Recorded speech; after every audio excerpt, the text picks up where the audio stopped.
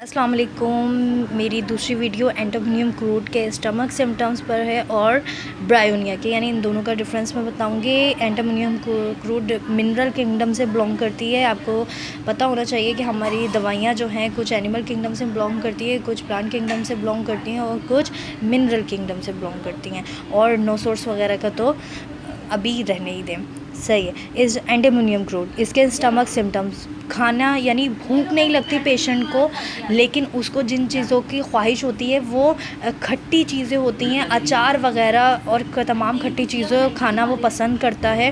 प्याज जो होती है वो रात को और इवनिंग टाइम यानी शाम के वक्त से और रात तक उसे प्यास बहुत ज़्यादा लगती है, डकारें आती हैं और उसमें वो खट्टी डकारें होती हैं। हार्ट बर्न यानी सीने में जलन बहुत ज़्यादा होती है, नोज़िया और वॉमिटिंग फ़ील होती है पेशेंट को। जो बच्चा होता है यानी इन्फेंट्स जो होते हैं वो फ़ीड करते हैं, फ़ीड करने के बाद मिल्क बाहर निकालते हैं, फटा फटा सा दूध होता है और दोबारा दूध पीने से मना कर देते हैं, यानी दोबारा दूध पीने की ख्वाहिश नहीं करते। अगर ये सिम्टम बच्चों का आ रहा हो तो एंटोमोनियम क्रूड उस वक्त बहुत अच्छा काम करती है। इसके अलावा एथूसा भी एक मेडिसिन है जो अगर बच्चा दूध निकाल दे पीते ही, लेकिन एथूसा में ये होता है बच्चा जैसे ही दूध पीता है वैसा ही निकाल देता है, फटा फटा दूध नहीं होता। और ये थोड़ा सा माइनर से डिफरेंस है एंटोमोनियम क्रूड और एथूसा में।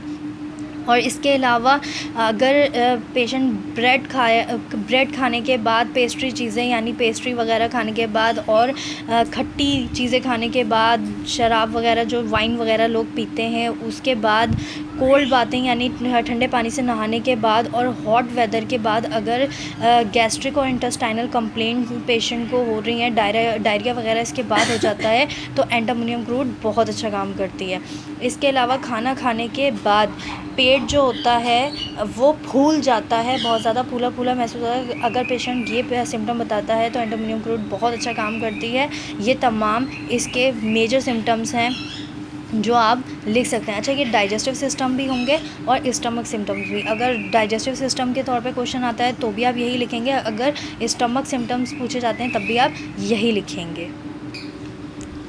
सेकंड मेडिसिन जो है वो ब्रायोनिया है। उसके स्टमक सिम्टम्स, पेशेंट जब सुबह उठता है तो सुबह उठने के बाद उसको उबकाई सी महसूस होती है, बेहोशी वाली कैफियत होती है, उठ नहीं पाता, वो खड़ा नहीं हो पाता, वॉमिटिंग होती है खाना खाने के बाद, बाइल यानी कड़वी होती है, पानी की तरह उल्टी होती है, पेशेंट बहुत ज़्यादा थर्स्टी होता है, पानी पीने की ख्वाहिश करता है, लेकिन गर्म पानी अगर पिएगा या वार्म ड्रिंक्स वगैरह पिएगा तो सारे सिम्टम्स एग्रीवेट कर जाएंगे। इसके अलावा स्टमक जो होता है वो बहुत ज़्यादा सेंसिटिव हो जाता है, उसको छूने से भी पेशेंट को दर्द होगा।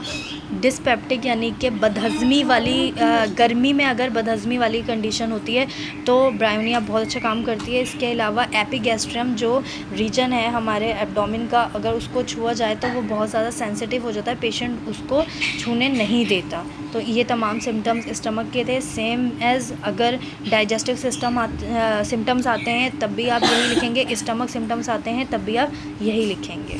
Thank you.